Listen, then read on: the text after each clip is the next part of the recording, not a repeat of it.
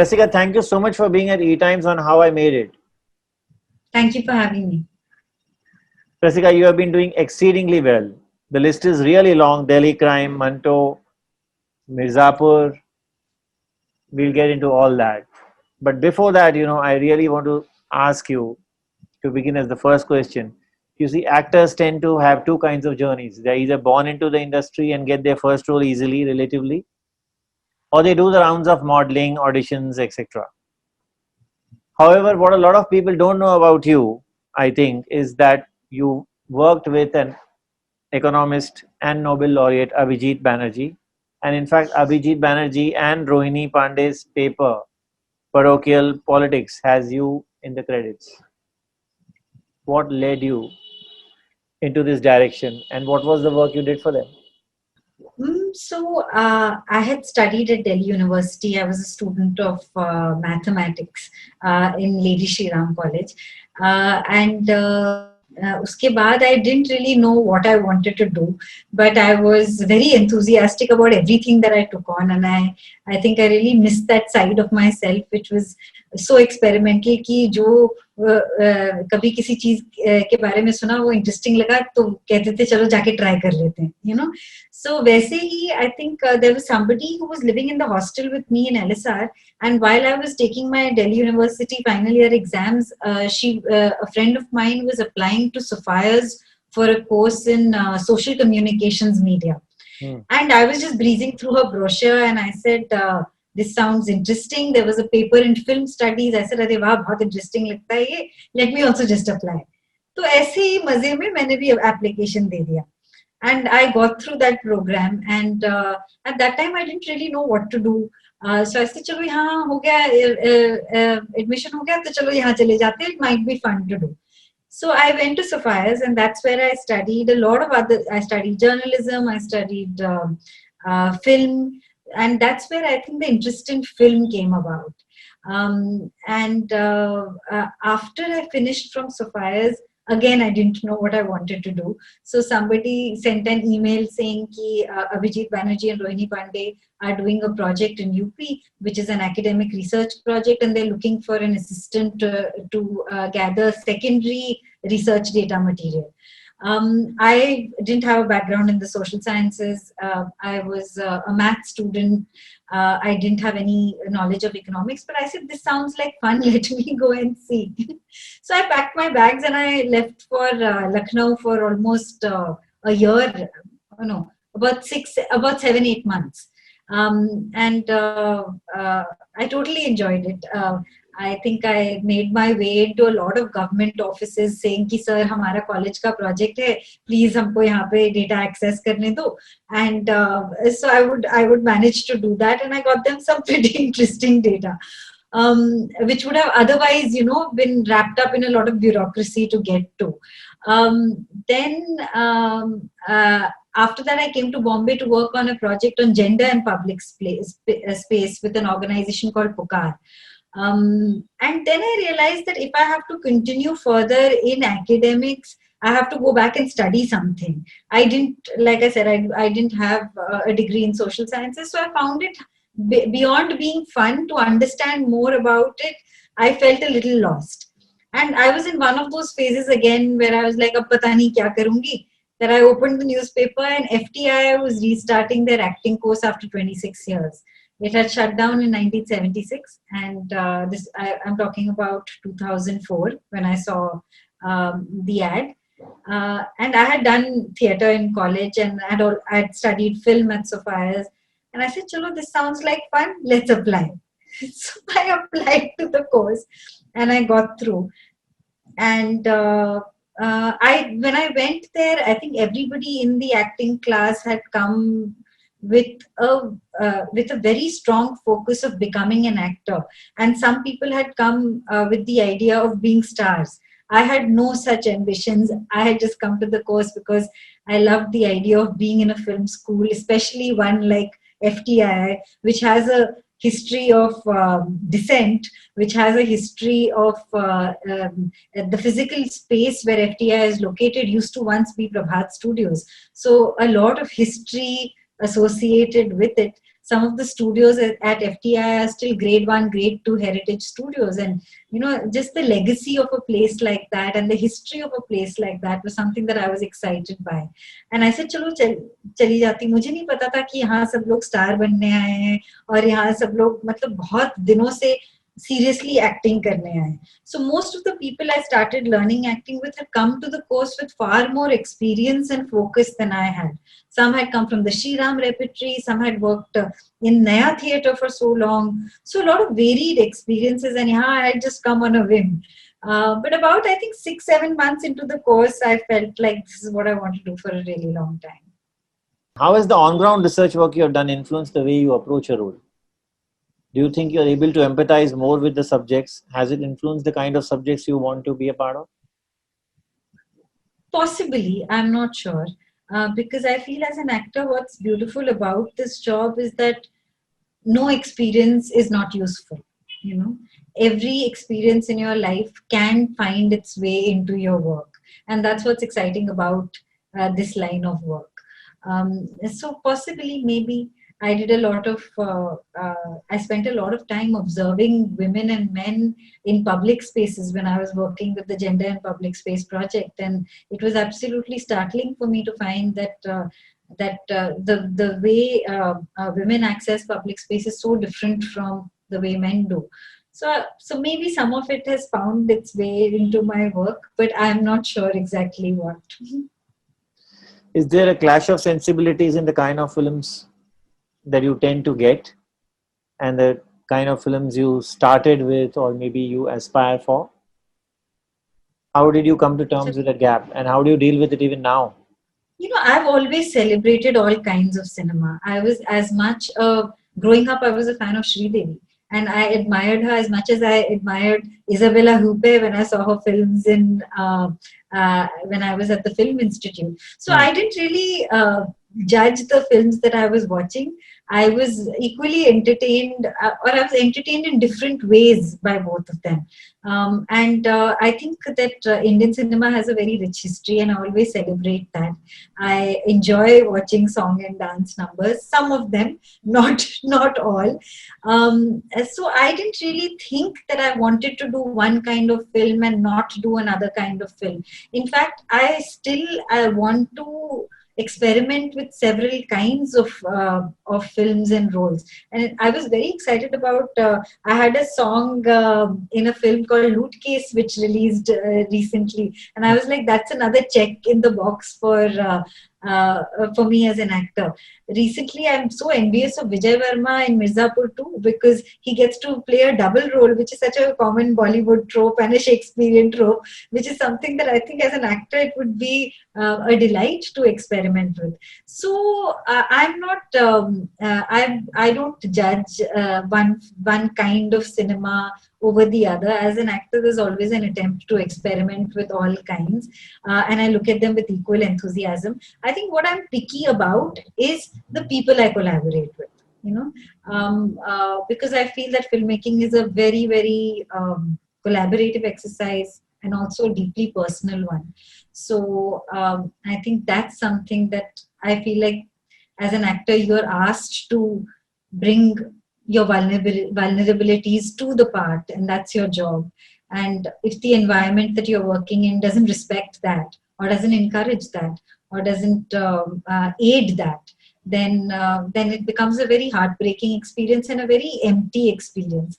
And I've been so fortunate. I've worked with so many lovely people that I feel like they've spoiled me.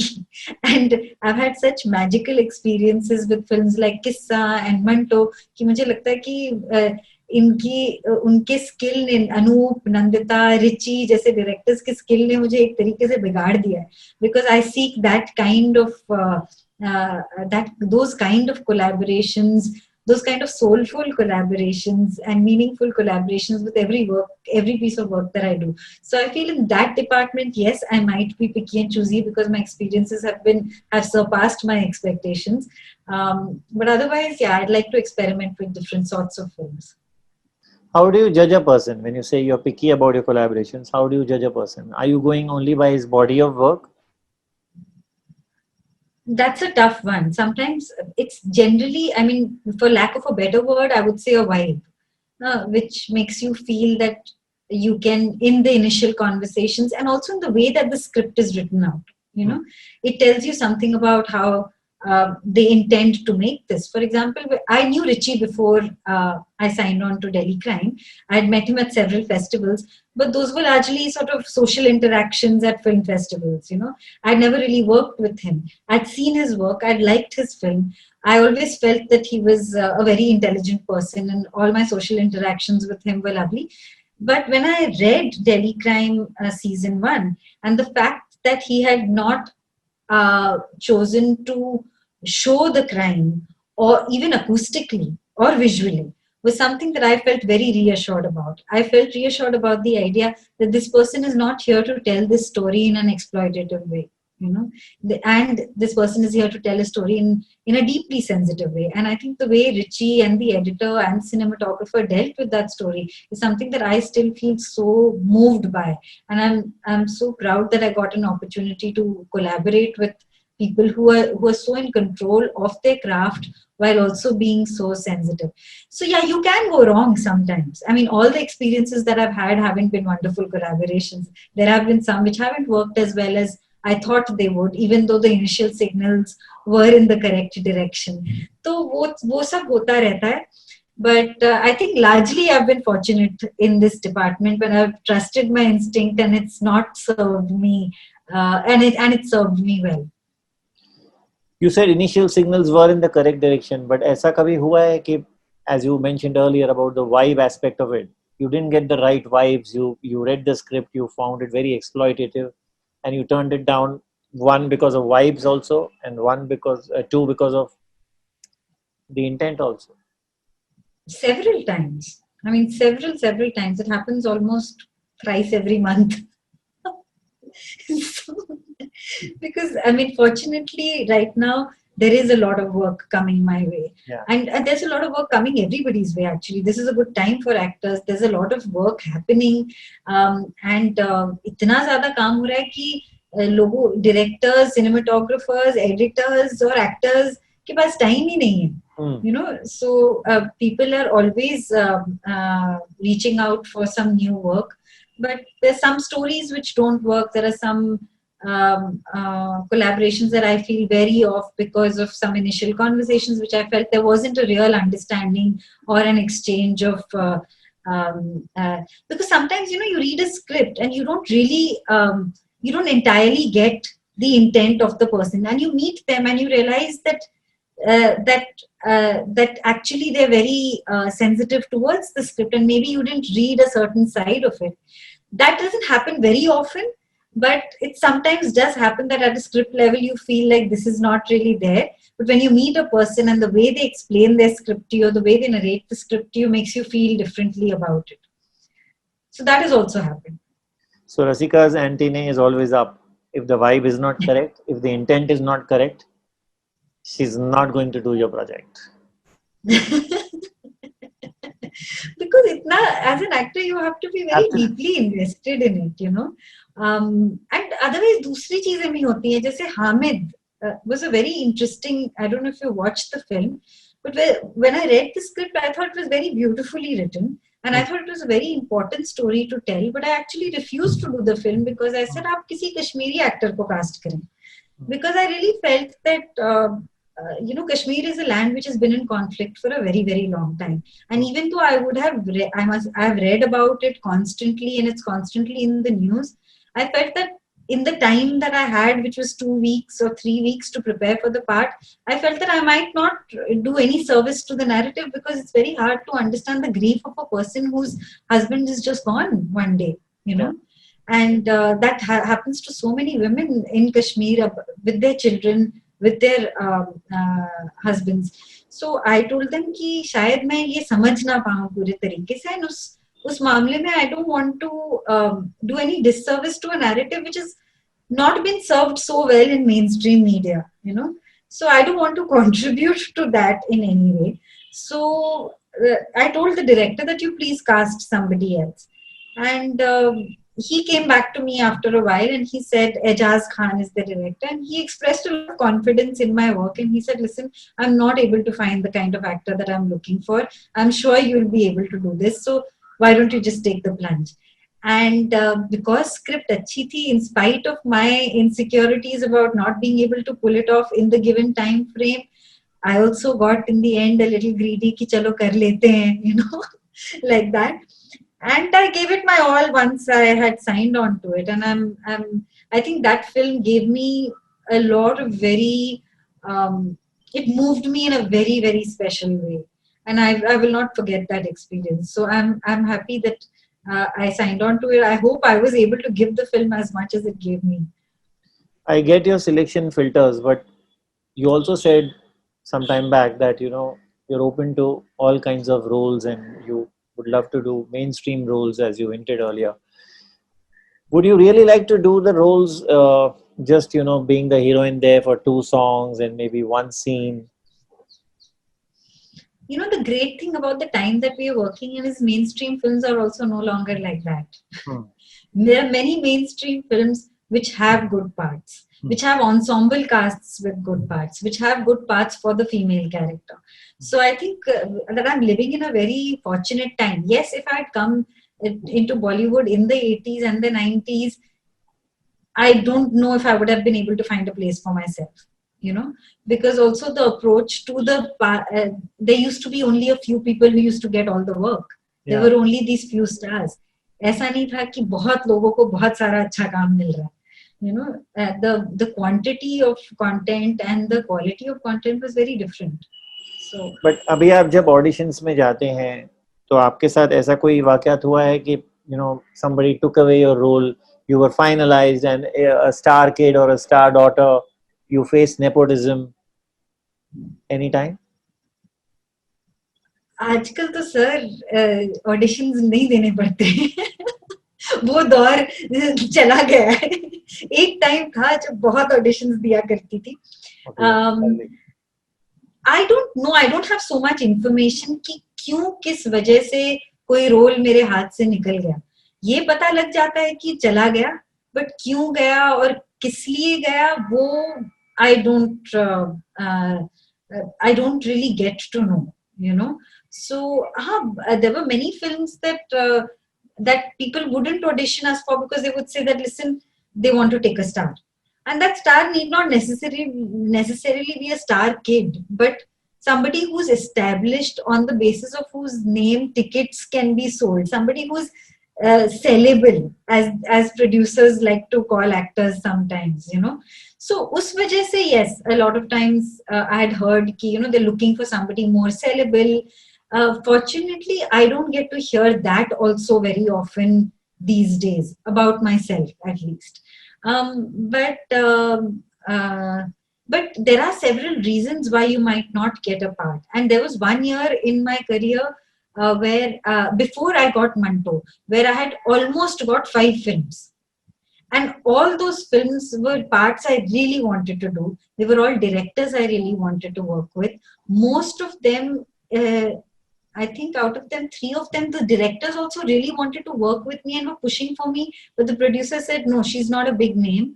She's not sellable enough. So we will not cast her. So that year was a little heartbreaking for me because I was like, मैंने अच्छा काम किया है, लोग मेरे काम को जानते हैं. There are directors who want to work with me. I want to work with them.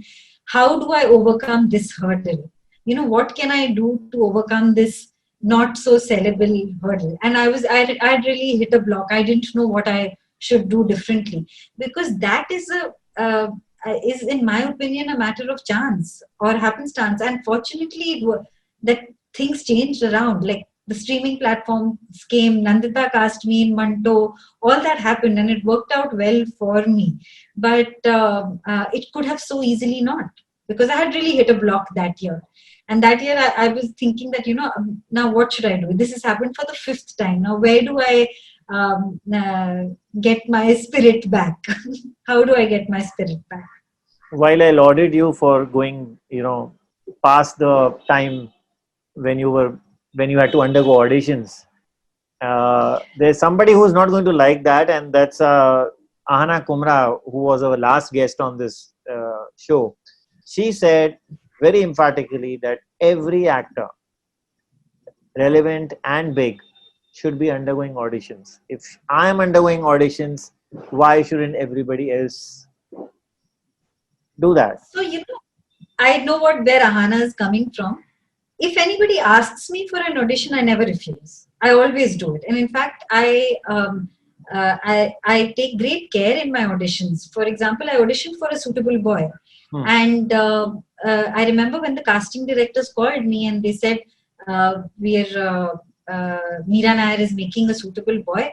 I was so excited because I've always wanted to work with Meera, and I didn't want to leave any stone unturned. So they said, "This is you have to audition for Savita, and this is set in the 1950s." I had read the book, so बहुत पहले पढ़ा था. So I said, "ठीक है," but उन्होंने बोला साड़ी पहन के आ जा. So I said, "Okay." So I took out a cotton sari to wear, and I felt I didn't have a blouse which fit the 50s. I've done a lot of films in 1940s, 50s, so. I mean, everybody knows, but I'm sort of more particular about it for that reason. So I said, and I just couldn't get myself to go for an audition while not having the correct attire. So I got a blouse stitched for that audition. and then I did that audition, and the project got shelved for a year and was going through some changes.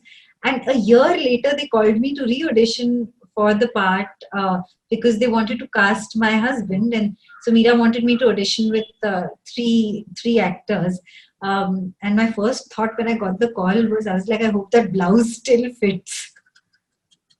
so yeah, if anybody asks me for an audition, I'm happy to do it.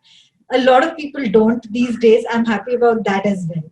So because when we started in the beginning of my career, we used to audition so much every day and relentlessly without knowing if any of them are ever going to work out.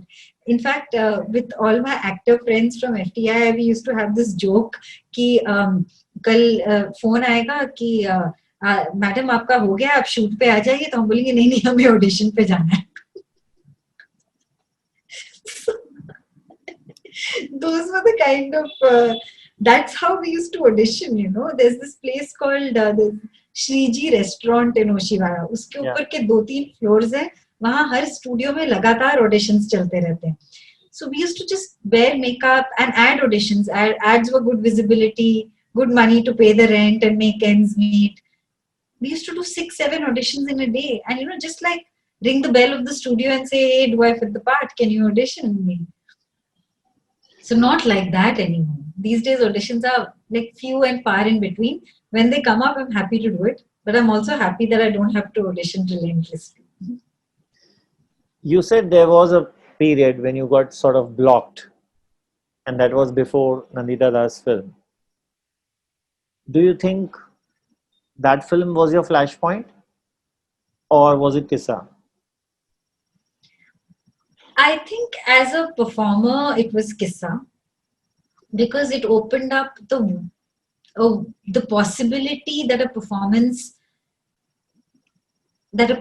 can be, because the kind of atmosphere that Anup created for us to be able to work in, the kind of energy that I got from Irfan and Tiska and Tilottama was something so special that and it had happened for the first time, I think that was the beauty of Kissa for me.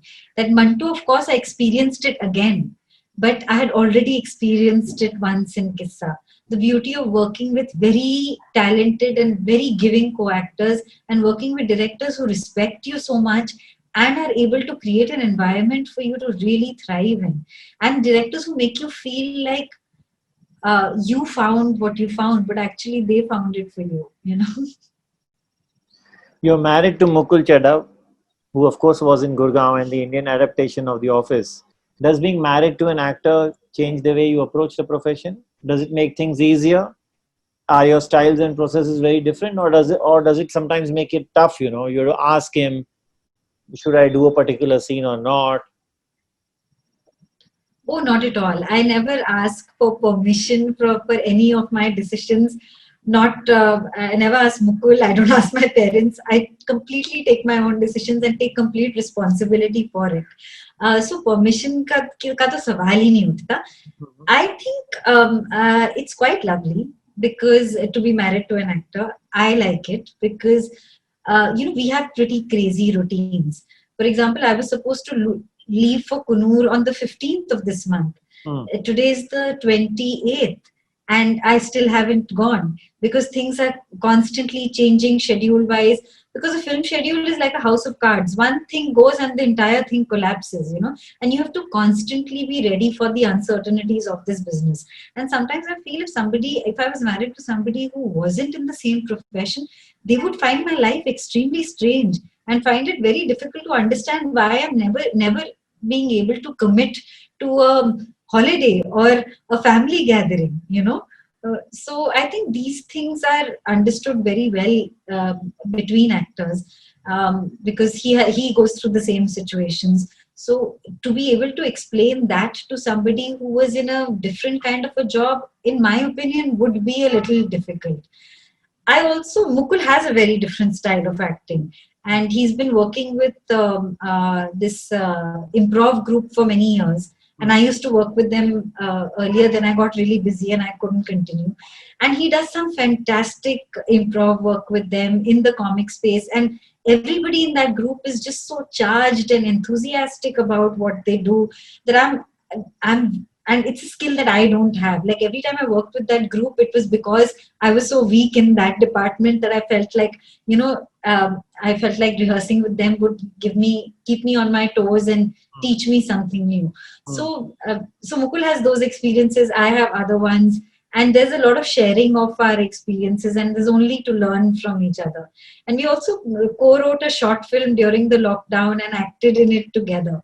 So that's also fun. It was nice to collaborate with him. I think we got along more while writing a script than while doing housework. Yeah, I was just coming to that short film, Banana Bread. What made the two of you do this? I think it was a need to respond to the strange times that we're living in. And I wanted to document what I felt around this time. And what was preoccupying me at that time in the beginning of lockdown was how are people who are living alone in a city like Bombay, who otherwise have really busy lives, how are they managing in this time? What is the kind of loneliness that they might be experiencing? So I think it came from there. And Mukul has always wanted to write. I have always been interested in ideating on a project from its initial stage because I feel कि जब तक actor तक project आता है, you have very little agency. It's already written. It's already being envisioned in a particular way. So it would be interesting to sort of be involved in a project from its inception. So I think it was a coming together of both these needs as well. Rasika, tell me, how much does money matter to you? Do you say no to a project when you feel that you are not getting the remuneration that you deserve?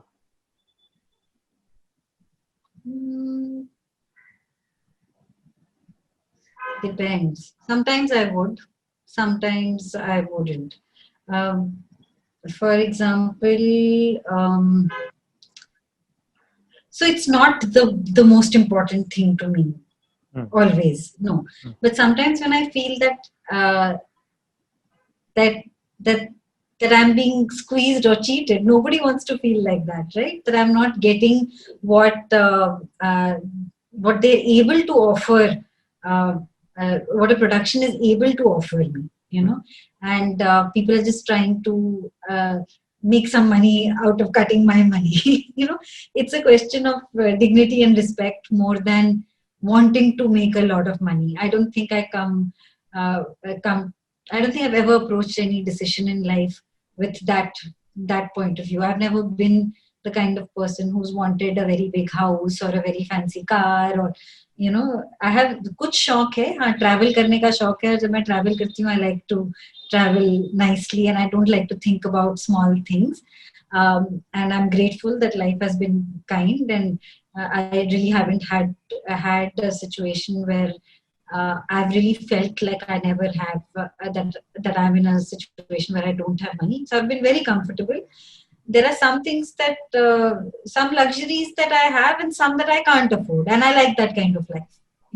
Where I feel like that makes you appreciate the luxuries that you can have, and know and keep you humble to know that there are some things that you can't. Trying to understand you more as a person, how do you feel when the kind of work that you do gets a lot of rave reviews? No doubt, but some of them, especially the movies, don't clock numbers. The kind of appreciation that I've had for my work, and not just from critics, but even audiences who watched it, and the kind of warmth that they approach me with. I feel like my career has already surpassed a lot of my expectations. I didn't come here thinking that I would be a part of a blockbuster film or something that I would do would get a lot of viewership. So, for example, Mirzapur reaching a wide audience was a very pleasant surprise to me. I didn't think that it would happen, and I wasn't even trying to make it happen. I was not signing on to a project thinking कि यार इसकी reach ज्यादा होगी, ये ऐसा story है जो बहुत सारे लोगों के साथ क्लिक करेगा. I have not. I feel like those are very chalu ways of thinking about your work. They're very superficial ways of thinking about your work. But also, I feel that some people came to this profession with that intention, with the need to be able to reach a wide audience. My need was not that. My need was, can I experience something special with the work I'm doing? So when I didn't even imagine, and I didn't even try for things to be blockbusters or reach, when something like Mirzapur happens, I'm like, wow, this actually happened in my life, So that doesn't rattle you, I got it. But does it rattle you when reviews are not in favor of a certain project? Now, I would just go to the example of A Suitable Boy. Now, the people who have seen it, always tend to compare it with the book, provided they've read it, of course. And you have got, the project has got a share of mixed reviews. Honestly, I'm very attached to the work that I'm doing while I'm doing it. And as actors, I think we have the luxury to move on. Whereas directors, writers it's their baby and they're invested in it for years and months, and it's really heartbreaking for them possibly when a bad review comes. For me, I feel that there will be varied opinions on any story. And the good thing is that a story should invite different opinions, and we should be able to accept all of it. It's just feedback, it's not failure, but maybe I'm possibly able to say this with such a zen quality because I've not invested years in it and so much time in it. As actors, your emotional involvement is very heavy at the time that you're doing it, but you have to move on when you've finished doing it, because really it is for your own sanity. You have to move on because it's out of your control after that. I don't know how the scene that I have done will be edited, for example. It's completely in the hands of the editor and the director. So they can make that scene look better. They can make it look as good as it was, or it can be a really bad edit and the scene can look terrible. And my work will look like shit. So that's the kind of letting go that you have to do when you finish working on a project as an actor. I remember when I saw Kissa for the first time, it was when it was screened at the Toronto International Film Festival. बीच में मैंने एक बार भी सिर्फ dubbing के वक्त I had seen very few scenes, and Anup is so mischievous. He wanted us to have the experience of the film when we watched it for the first time. So even in the dub, out of curiosity, if I would ask Anu, please can I watch a piche wala scene, aage wala scene, he would be like, no. Jo line dub karni hai, wohi dub karke jao. So I had seen like maybe 3 minutes of the film before I finally saw it, and I had so much anxiety about it because it was the first, not the first lengthy role I had. It was the second lengthy role I had, but I had got that role after a very long time, and I was working with actors like Tilottama, Tiska, and Irfan, and I really wanted to prove myself. I wanted to be as good as all of them, you know. So, so I was very anxious about it. But what can I do after I've shot for a film? It's totally not in my hands. So you have to let go and you have to move out. So as actors, we disassociate after a while, and we can do that, and we should do that. So I guess when the reviews come about the work overall, I guess I will not be as sensitive about it as a director or a writer might be. But if somebody in particular says something about my role and gives me a bad review, I think I would feel bad. But it's not, honestly, touch wood, it's not happened to me till date. But I guess if it would have, I would not have been so cool about it or so zen about it as I'm sounding today. It's still resonating in my ears, that statement of yours. That's just feedback and not failure. As I move on to the concluding question, and the interview will be incomplete without it. You have worked with Irfan. We have lost him. Please tell us in your words something about him, and what does this loss mean to you?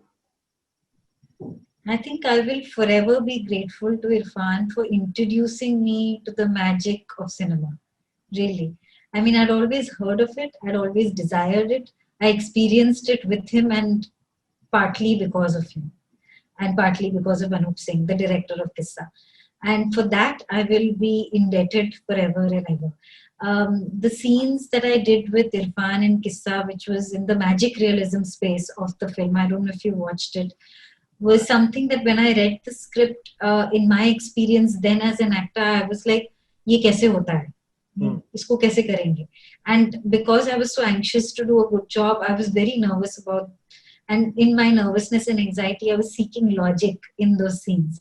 But the kind of energy that Irfan gave me as an actor, and the kind of respect he gave me, while I was still very new compared to the body of work that he had, he was already an established star. The respect that he gave me and the attention that he gave me during those scenes created magical moments, which was beyond my imagination, which is beyond logic, which I believe is beyond anything that any acting school can ever teach you.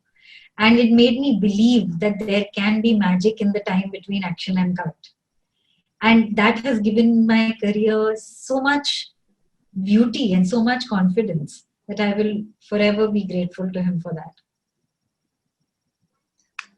Thank you. Thank you so much, Rasika.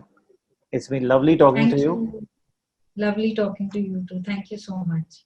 Thank you. Thank you. And a big thank you to you from the entire team of eTimes here.